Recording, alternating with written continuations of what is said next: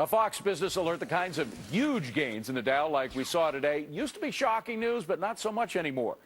With still a month to go in 2012, we have already seen 95 triple-digit moves on the Dow out of 231 trading days. And in all of last year, the whole of last year, another wild time for stocks, by the way, the total was just 76 days with swings of 100 points or more. So has this dizzying volatility made investing a turnoff for the average investor? Let's ask our power panel. We have Elizabeth McDonald, Ari Zoldan, and Jonas Max Ferris. EMAC, I can't get my head around this stuff, and I deal with it every day. I know. It's like stop the markets. I want to get off, right? So, but what's really scary, I think, for individual investors, too, is what Goldman Sachs is saying recently, and that is saying that not the economy, not M&A activity, not IPOs, not entrepreneurial activity, but the government is actually moving headlines like never before. And so that's kind of scary. What are we going to have next? Federal Reserve giving forward guidance like companies give on their earnings? Ari, I want to skip you for a second, go over to another trader here. Jonas, I mean, you make your money making trades that average people don't feel they're capable of making. I would think your business is doing pretty well right now. Don't people come to you rather than invest their own money? They do, but I will say the investor is largely they don't want to be in stocks. Most people I come across now don't actually want to take any risk at all. They want to take a very little stock market risk. And if you look at mutual fund flows, which is what I deal in, is they've seen outflows basically every month for a couple of years now.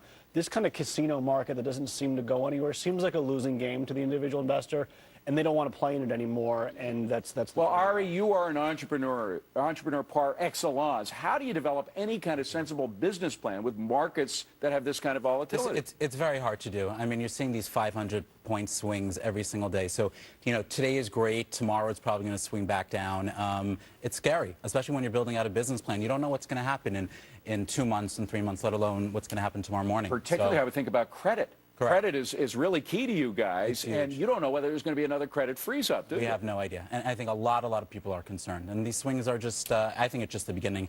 I think it's going to get a lot worse also. By the way, we had a lot of rumors today about whether we were close to a credit freeze. Richard Fisher says, no, we weren't, that this was a preemptive move by the Fed to create something like that. What do you think? Do you think that's true or not? I think Fisher has been dead on. You've been breaking news with Richard Fisher of the Federal Reserve. I don't think what we're seeing is the liquidity pumped into an insolvent system.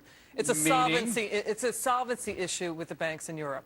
In other words, they just don't have enough cash in their vault. They're trying to pump dollars in there to lubricate the system. But as for the individual investor, where do we see the action? A lot of investors are picking up good dividend stocks like Johnson Controls or food provider Cisco, which has 10 months of dividend increases. That is proof positive that they're enjoying cash flow that they can return to investors. Is that what people are doing, Jonas? Just getting with really safe stocks that are household names? I think they bail out on stocks. They still actually favor foreign stocks, which is kind of weird because foreign markets are the eye of the storm. They've fallen more than our market. You favor them? Would you buy a foreign stock right now? Lately, I've been increasing my foreign stock allocation. Why? But I still focus, well, because they're down more than U.S. stocks, and it's a crisis, and I like to go where there's panic. But I will say I still think for safe investing, the U.S. stock market is still much safer than emerging markets, than even large, France, Europe, whatever. I think there's some opportunities on a rebound in those countries, but if you want a safer stock play, it's large cap U.S. Ari, do you keep stocks? Do you have a stock portfolio? No, I don't. Zero. I'm you standing put all on the the money outside back into your business, into resources and stuff, 100%.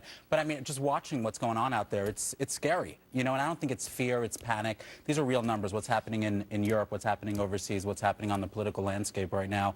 I think it's going to get worse. I think it's going to get a lot worse. What do you think is going to happen with the markets? I mean, do you think the markets are going to crash the way they did in 2008? It's very, very likely, and I think a lot of people are concerned right now. They're all pulling out their monies on the sidelines right now. I don't think the government's going to let the markets crash. Number one, because they've been stepping in since 2008 to help.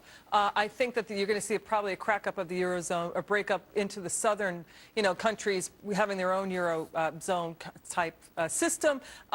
So what do you do in that event, right? If the eurozone breaks apart. But that's also a problem, Liz, right? If governments are stepping forward and actually putting a Band-Aid around the economy, I mean, it's sort of a false positive. And let me just put it to you. It was September 2008 when the government came in with the TARP plan. I remember it well. But it wasn't until like 6 months later when the market bottomed out, went down to, what was the Dow down to 6,000, 7,000, something like that. So it took them 6 months of active intervention before the market actually turned around. We may be in for a long downturn, no? Right, although they've been trying to bail out Europe for a couple of years now. They're just not coming up with the right mix of policy. I mean, we almost had a panic just a few days ago before it picked up where there was whole countries that really couldn't borrow money from anybody except central banks and government entities.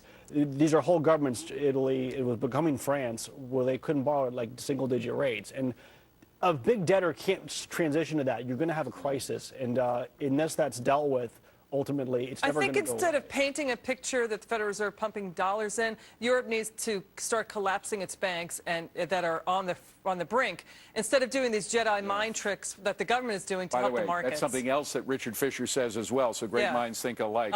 All right, thank you, gang. We'll hear more from our panel in just a moment. Only a big day for stocks, thanks to the Fed's printing press, but what can we expect tomorrow? Our power players are back. Jonas, your crystal ball tells you.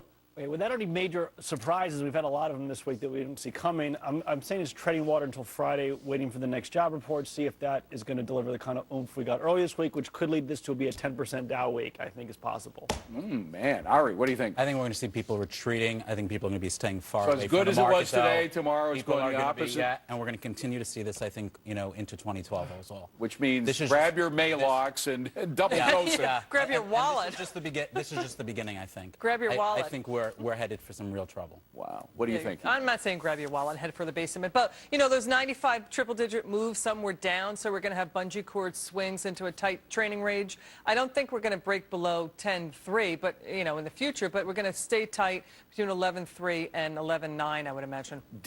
Just two words, danger, opportunity. Some people see this as a danger, as clearly you do, Ari. You see it as a danger and opportunity. Always an opportunity. I'm a long-term bull. Jonas? I think there's more opportunity than danger, but they're both very severe at this point. And Ari, you see more danger than opportunity. Danger. Yeah. Thank you very much, gang. Appreciate it.